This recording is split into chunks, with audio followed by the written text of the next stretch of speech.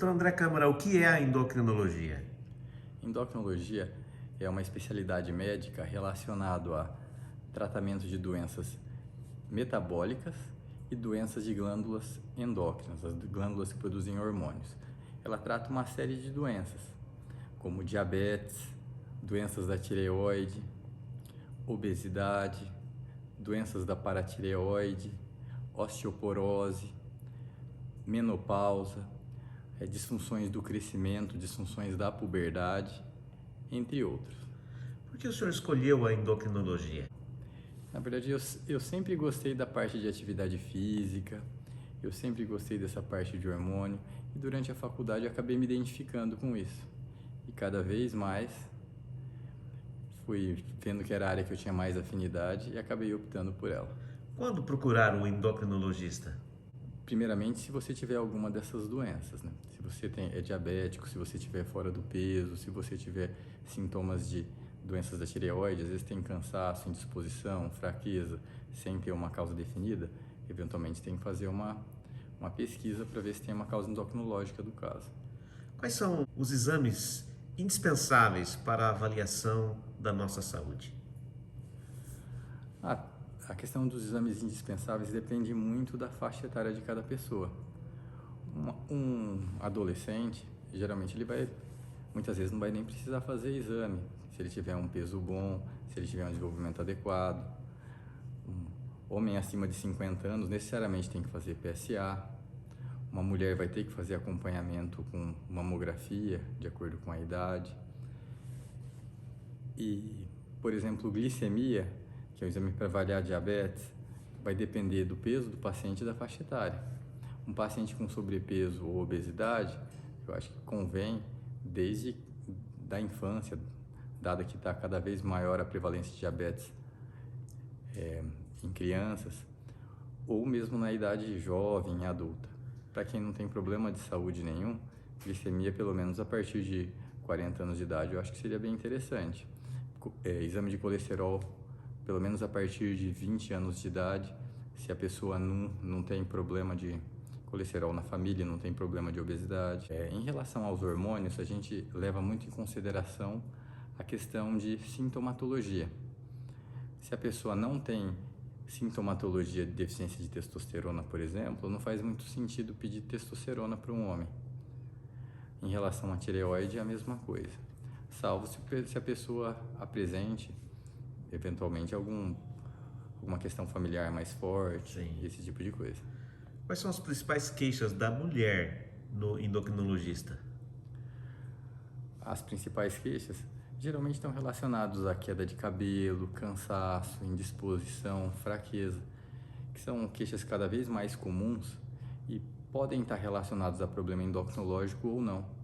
Hoje em dia, eventualmente a pessoa pode ter um hipotireoidismo, pode ter uma anemia, só que eventualmente pode não estar dormindo bem, pode estar com excesso de trabalho e eventualmente estar cansada, indisposta e acaba procurando o médico para fazer esse diagnóstico.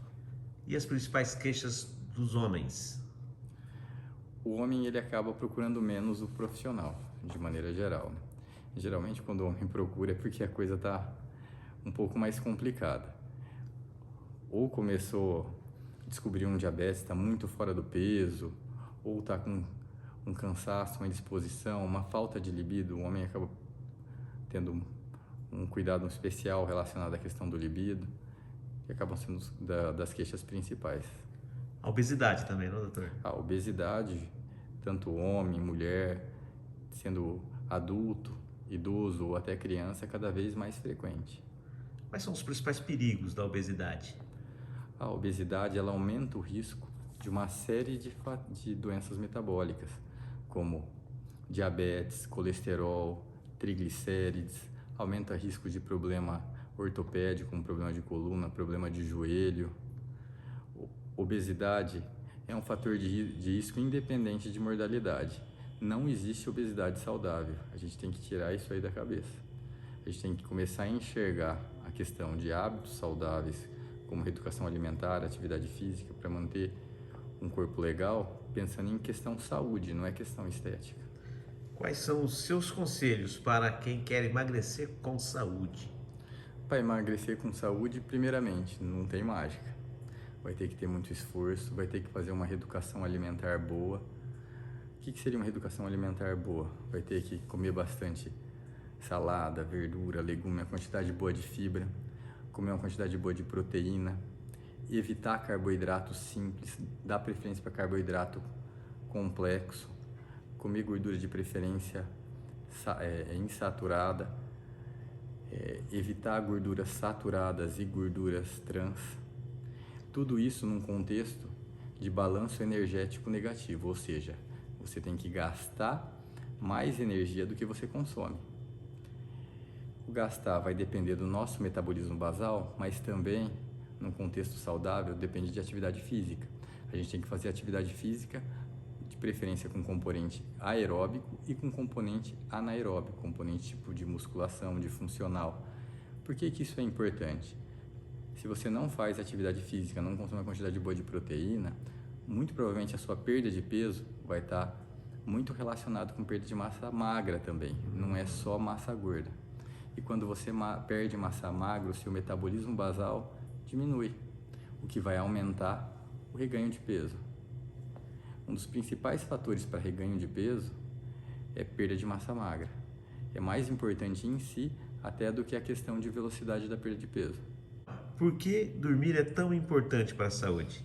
Na verdade, a questão do sono, ela vai estar envolvida com uma série de fatores. Se você dorme mal, no outro dia você está cansado, você não consegue treinar direito. Se você dorme mal, você fica mais ansioso, mais estressado no outro dia, você acaba descontando mais na comida. Se você dorme mal, você pode aumentar o seu cortisol basal, e isso aí poderia influenciar e facilitar um pouquinho de ganho de peso. O sono ele vai estar num contexto de melhora da saúde como um todo. Não falo só a questão de sono não, tem que diminuir estresse e ansiedade. Eu gosto de falar, essa parte é mais fácil de falar do que fazer, né? Sim. Mas a gente tem que aprender a se acostumar, a se preocupar menos com coisas que às vezes não têm uma importância tão grande. Vamos falar de terceira idade. Como manter a saúde nessa fase da vida? A pessoa, para ter uma boa saúde em qualquer fase da vida, inclusive na terceira idade, tem que fazer uma alimentação adequada. Nessa idade, a gente foca muito na questão proteica, porque com o decorrer da idade você tende a perder bastante proteína. Então você vai ter que ter uma ingesta proteica adequada, pelo menos 2 ou até 3 vezes por dia no mínimo. Fazer atividade física, inclusive com componente de resistência, pelo menos 2 vezes por semana ou mais. Lógico, se não tiver nenhuma doença que proíba isso.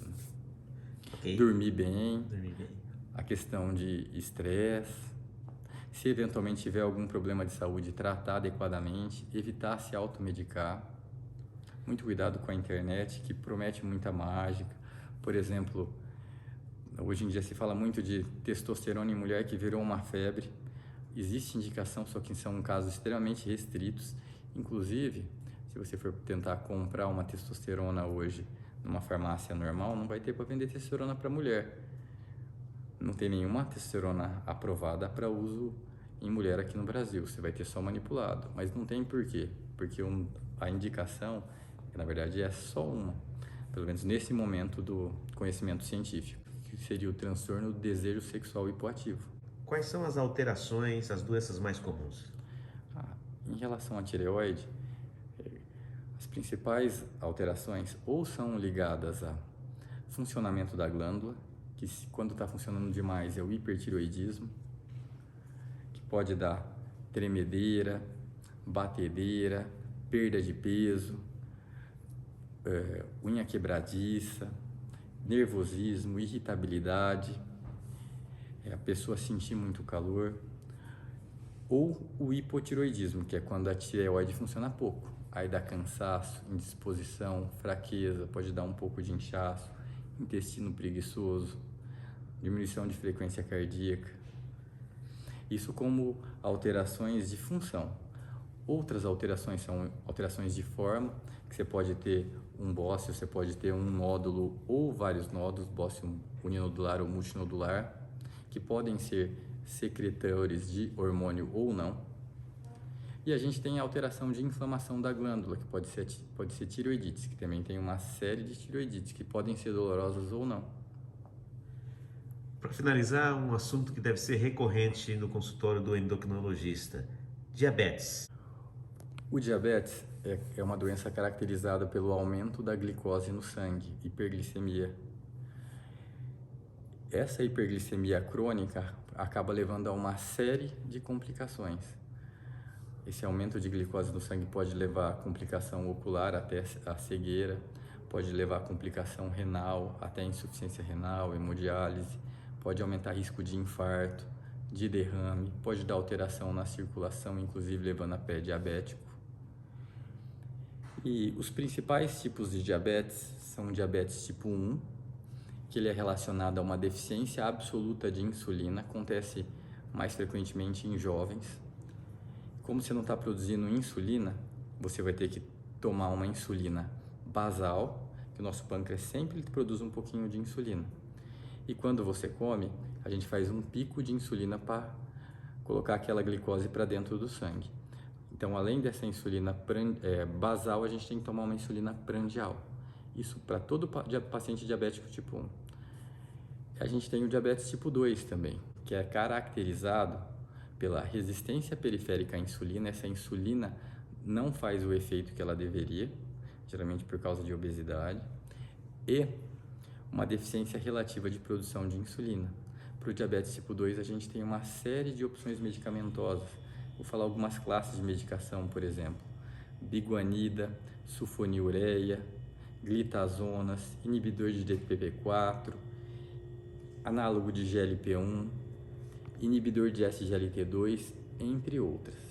Então é uma série de medicações que tem por boca ou subcutânea, além da possibilidade em alguns casos de insulina, mesmo no diabetes tipo 2.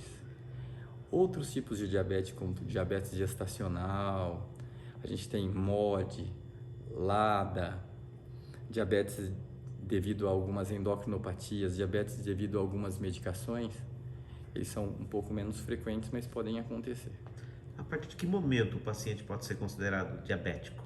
O diagnóstico de diabetes ele é feito com duas medidas, seja da glicemia de jejum, da hemoglobina glicada ou desse teste de tolerância oral à glicose, para ser confirmado. Apenas na situação que você tem sintomatologia e glicemia acima de 200, uma medida seria suficiente. Nunca se automedique. Se você tiver suspeita de diagnóstico de diabetes, procure o seu endocrinologista para ser melhor avaliado. O diagnóstico de diabetes ele é feito com duas medidas, seja da glicemia de jejum, da hemoglobina glicada ou desse teste de tolerância oral à glicose.